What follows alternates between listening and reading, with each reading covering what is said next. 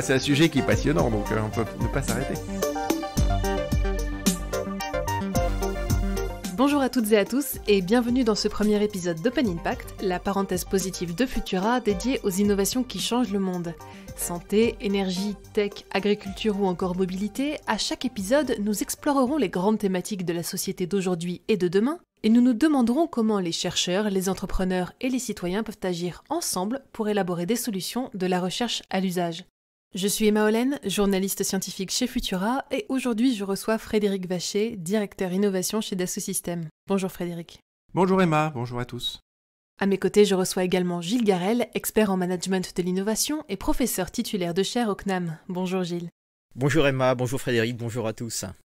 Alors Gilles, commençons si vous le voulez bien par définir le concept même qui va articuler cette série. Qu'est-ce que l'innovation et qu'est-ce qu'elle signifie en 2021 ? Alors, bon, on n'a pas évidemment attendu 2021 pour parler d'innovation, c'est une question qui est ancienne, mais aujourd'hui c'est vrai que c'est très tendance, tout le monde en parle, on en parle d'ailleurs presque un peu trop parce que tout peut être qualifié d'innovant. On peut dire qu'une innovation, c'est une façon nouvelle ou améliorée de créer de la valeur pour des clients, pour des utilisateurs, pour soi-même, et puis quand l'innovation se diffuse, pour la société. La notion de valeur est centrale, qu'il s'agisse de valeurs marchandes, de valeurs d'usage. Alors évidemment, les valeurs ne sont pas les mêmes en 2021 qu'après la seconde révolution industrielle, par exemple, ce qui doit nous interroger sur nos nouvelles définitions collectives du progrès face aux défis que nous affrontons.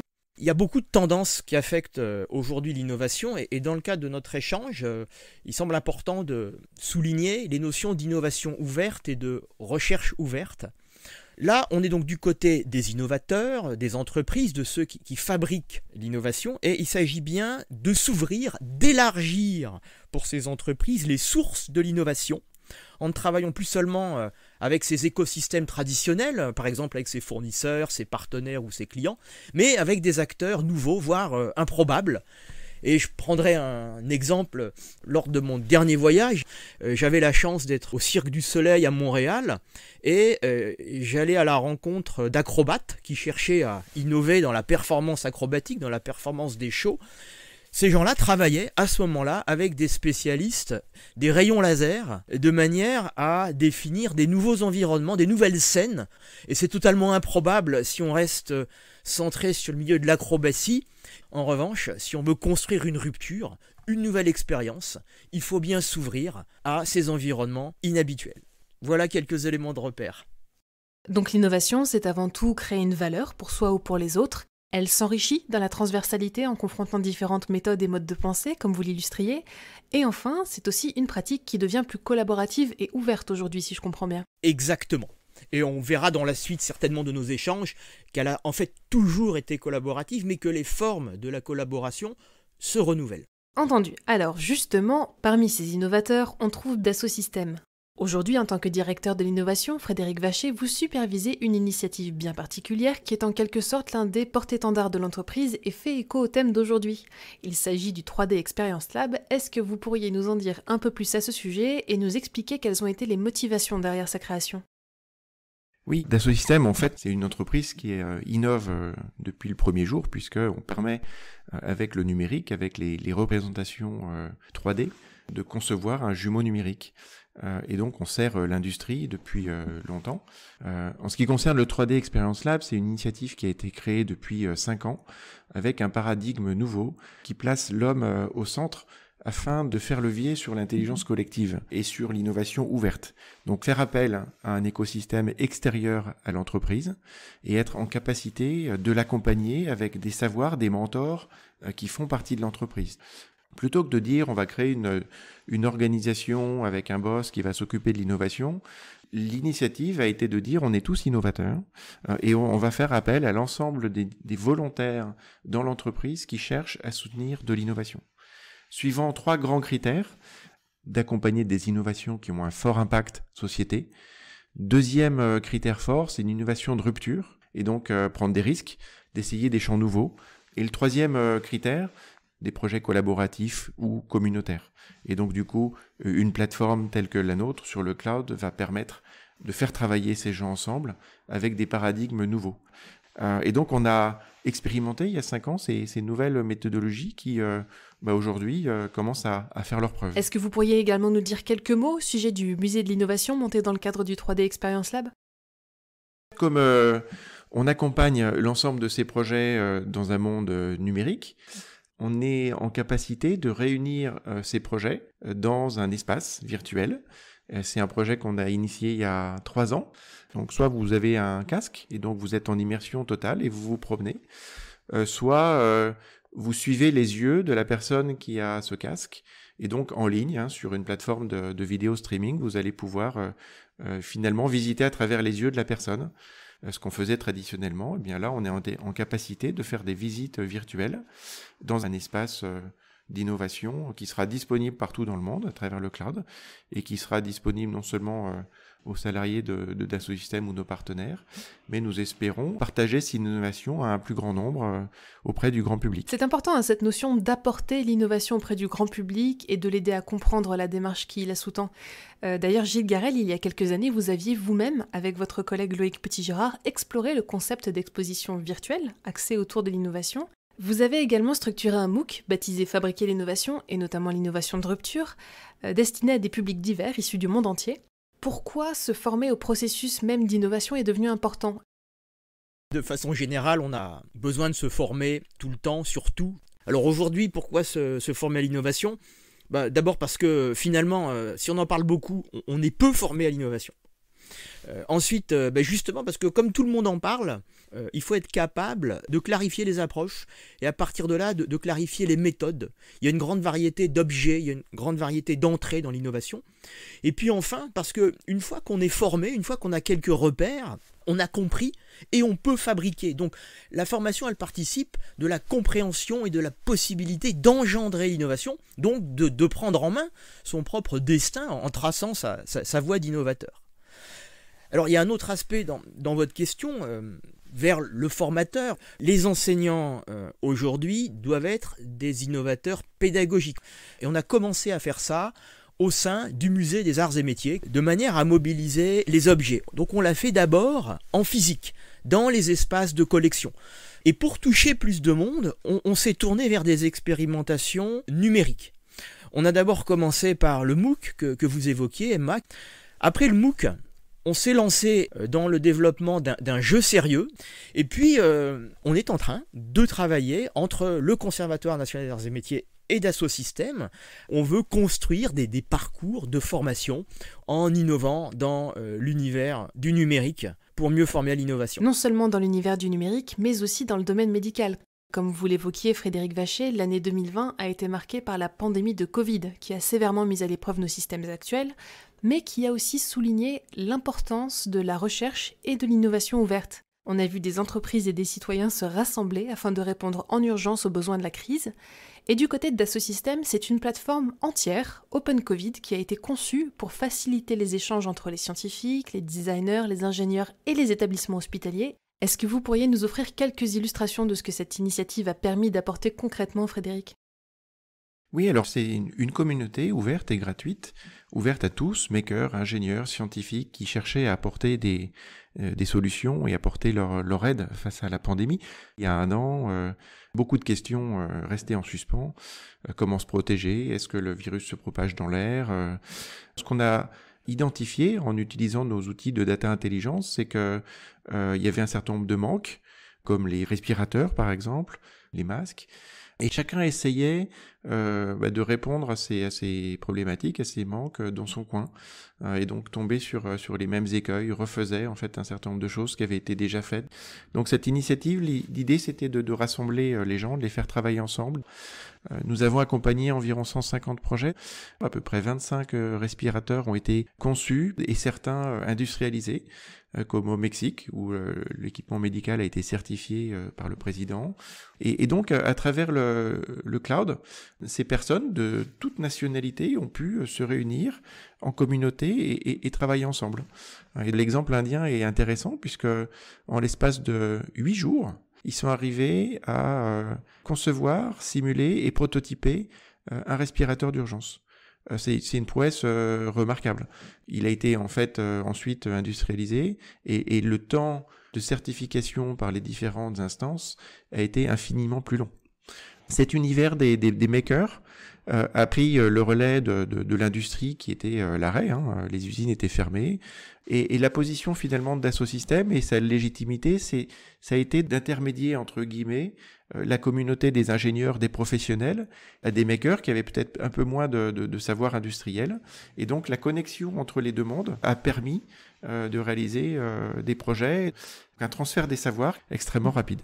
Justement, au sujet des makers que vous évoquiez, on observe depuis le début des années 2000 un fleurissement des startups, mais aussi des Fab Labs et des incubateurs.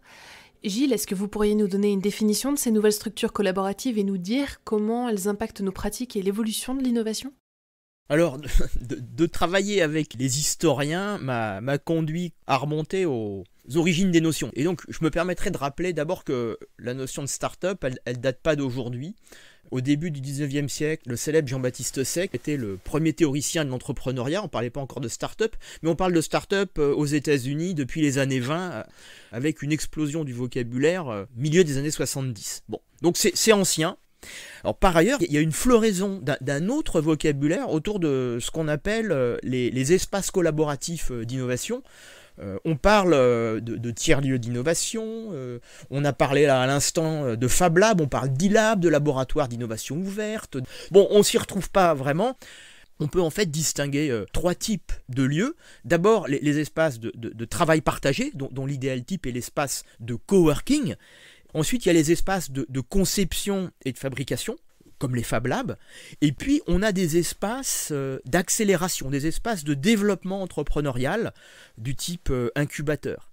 Et je vous invite à visiter ces espaces d'innovation lorsqu'ils sont accessibles. Ces évolutions, on l'a dit, elles bénéficient aux citoyens, aux inventeurs, aux jeunes entrepreneurs, mais ne l'oublions pas, elles modifient également en profondeur le domaine de l'industrie. Jusque dans les années 70, les entreprises vivaient dans des mondes d'innovation fermés, mais aujourd'hui elles ont besoin de s'ouvrir pour continuer d'innover avec succès.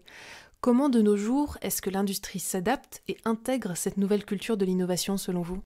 C'est vrai que en fonction déjà des domaines industriels, les problématiques sont pas forcément les mêmes.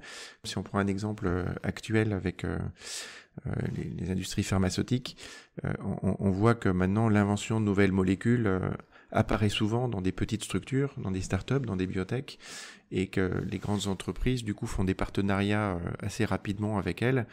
Et donc, en fait, on voit finalement une relation qui est très saine entre une petite structure agile qui invente et une structure importante qui va mettre à l'échelle. Je partage entièrement les propos de Frédéric. Quand on regarde l'histoire de l'innovation, il n'y a jamais eu d'innovation fermée. Par contre, ce qui change, c'est la nature des relations. Et les modes d'entrée en contact se sont démocratisés. Dans votre question, Emma, il y avait un aspect sur la culture de l'innovation dans l'industrie. L'industrie, elle se métamorphose, elle innove en permanence, elle se transforme. On en a donné plein d'indices dans la discussion. Alors, il y a évidemment les indices numériques. On a aussi, évidemment, les problématiques qu'on a évoquées autour de l'éco-responsabilité, de l'économie circulaire. Et puis, enfin, ce qui bouge dans l'industrie est lié à la nature de l'industrie, c'est-à-dire à l'échelle. Les grandes entreprises, contrairement aux startups, elles ont une capacité à modifier ou à créer des écosystèmes en leur faveur. En France, en Loire-Atlantique, des chantiers navals se sont révolutionnés il y a quelques années par une transformation complète de leur conception industrielle. Ils sont passés à la modularité. On construit des paquebots en moins de 2 ans grâce à une conception modulaire. Et on voit bien que c'est en raisonnant à l'échelle de l'écosystème qu'on engendre l'innovation. Les grandes entreprises industrielles ont cette capacité d'une vision large. Il faut qu'elles en tirent parti. Et finalement, le numérique a toujours été un liant dans ces transformations et un accélérateur de performance et d'innovation. Il y a encore quelques années, un vaccin se concevait en années, voire en dizaines d'années. Aujourd'hui, 1 an a suffi. Alors évidemment, il y a eu une mobilisation mondiale, mais ces entreprises, je cite Moderna, utilisent des plateformes numériques dans la conception, la simulation, les tests cliniques, ce qui permet de transformer complètement l'approche et les performances. Frédéric évoquait le mentorat, les nouvelles formes d'organisation. Je pense qu'il ne faut absolument pas, dans ces évocations industrielles de l'innovation, déshumaniser le rapport à l'innovation. Plus on a de moyens à notre disposition d'innover, plus on doit s'interroger sur les formes de gouvernance, sur la manière d'accompagner, de gérer les équipes, de travailler ensemble. Et ça a une énorme conséquence sur la façon dont on enseigne ou dont on devrait enseigner le management. Non, c'est certain que le management et les méthodologies de fonctionnement s'adaptent et se transforment. Quelqu'un va poster une idée et on va faire interagir la communauté pour que chacun apporte sa contribution, challenge l'idée, la questionne, apporte des idées nouvelles. Et donc cette réflexion collective, c'est extrêmement performant et surtout motivant pour les individus, puisqu'ils sont tous reconnus en tant que contributeurs. Et les tiers-lieux, les espaces collaboratifs d'innovation dont on parlait tout à l'heure, participent de ces échanges communautaires. Et donc on voit que dans le monde virtuel ou dans le monde réel, la force d'échange dans une communauté réunie, elle accélère le processus d'innovation. Du coup, ma question c'est, est-ce que d'une certaine façon, on pourrait dire que les citoyens agissent comme la locomotive, le moteur de l'innovation et dessinent l'évolution de ces pratiques, ou est-ce que l'influence entre le milieu, disons, civil et l'industrie est mutuelle selon vous ? Chronologiquement, le mouvement des makers émerge hors de l'industrie. L'industrie va s'en emparer et ensuite il va y avoir une dynamique. Si on regarde les communautés qui sont à l'origine du développement de la micro-informatique, elles émergent d'abord dans les universités américaines et progressivement on a des entreprises qui vont s'y intéresser et puis on a même des entreprises comme Microsoft qui vont émerger de ces communautés et qui vont devenir les leaders que nous connaissons. Et les crises accélèrent, je pense. La particularité des makers, ce sont des gens qui vont être activés par passion. Mais pendant la pandémie, pendant le Covid, ça a dépassé le phénomène de passion, puisqu'il y avait la vie et la mort de certaines personnes en face. Et je pense qu'effectivement, c'était un vrai catalyseur. Ce milieu qui était assez, je dirais pas un monde parallèle, mais qui n'était pas finalement connu de tous, s'est vraiment révélé au grand jour comme une alternative au modèle industriel, puisque le modèle industriel était arrêté par force de confinement. Dans les Fab Labs, on pouvait continuer à faire des choses qui rendent un vrai service. Tout à fait. Ce qui est intéressant dans cette approche maker, c'est on accélère le processus d'innovation par la capacité à engendrer vite. Le mouvement maker, il nous donne du tangible, il nous donne des choses à discuter, des choses pour rebondir, pour avoir des controverses et pour avancer dans la voie de l'innovation. C'est très juste, c'est très juste. Ce que nous avons démontré au cours de ce podcast, c'est que l'innovation nous touche tous et qu'on peut aussi agir comme moteur en tant que citoyen pour aider la société à avancer. Certains de nos auditeurs et auditrices vont donc peut-être se demander comment ils peuvent prendre une part plus active à ce mouvement pour dessiner un avenir qui correspond à leurs attentes. Quelles seraient vos recommandations à ceux et celles qui souhaitent mieux comprendre ces évolutions et faire entendre leur voix citoyenne, Gilles et Frédéric ? Je poursuis. Moi, j'ai envie d'inviter les auditeurs au voyage. D'abord au sens propre, c'est-à-dire aller, par exemple, dans ces tiers-lieux qu'on évoque, dans le Fab Lab de son quartier, aller à l'étranger, visiter les lieux de la conception, les usines, les endroits où se pratique l'innovation ouverte, aller à la rencontre des communautés. Il y a aussi un voyage dans le monde des idées, de la créativité, des concepts, c'est-à-dire tout ce qui permet de développer son aptitude à engendrer des idées nouvelles. C'est indispensable, c'est l'un des piliers de l'innovation. Puis il y a un dernier voyage auquel j'espère participer avec plein de collègues, qui est le voyage dans les connaissances. Il n'y a pas que la formation pour acquérir des connaissances, mais si les idées sont l'un des piliers de l'innovation, les connaissances en sont un second absolument déterminant, parce que si on n'a que des idées, on ne progresse pas, on n'enclenche pas dans la réalisation concrète. Donc il faut bouger. Aucun innovateur n'est resté focalisé sur une idée dans son garage avec les connaissances initiales qu'il avait. Oui, il faut être curieux. Comme vous le savez, quand vous pensez à vous avoir une idée géniale, à un instant T, il y a une dizaine de personnes dans le monde qui ont la même idée. Donc le sujet, c'est comment passer de l'idée à la réalisation. Donc moi, j'invite les auditeurs à aller dans On parle de voyage, j'aime bien ce terme, en fonction de ses passions. Et on le voit bien avec les jeunes générations, quand elles cherchent un emploi, elles cherchent plus un emploi pour le salaire juste, ce qui était souvent le cas il y a 30, 40 ans. Là, je pense qu'il y a une volonté de s'émanciper à partir de ses passions, à partir de sa contribution sociétale. Hein. C'est comment faire en sorte que notre planète soit plus vivable et avoir un job en cohérence avec ça. Donc la première étape, vous l'aurez bien compris, c'est avant tout d'explorer, de rencontrer, de vous intéresser à ce domaine foisonnant et fascinant qu'est l'innovation avant, on vous le souhaite, d'y apporter vos premières contributions et qui sait peut-être devenir le Léonard de Vinci de demain. L'innovation nous concerne tous, vous l'avez entendu, et nous pouvons tous y participer. Et je remercie infiniment Gilles Garel et Frédéric Vacher de s'être joints à nous aujourd'hui pour ouvrir cet horizon et nous le rendre un peu plus clair. C'est la fin de ce premier épisode d'Open Impact. Nous nous retrouvons bientôt pour un nouvel épisode. D'ici là, partagez vos commentaires et vos notes sur vos applications audio préférées et abonnez-vous pour découvrir nos autres formats et ne plus manquer un seul épisode. Merci à tous pour votre écoute et à bientôt.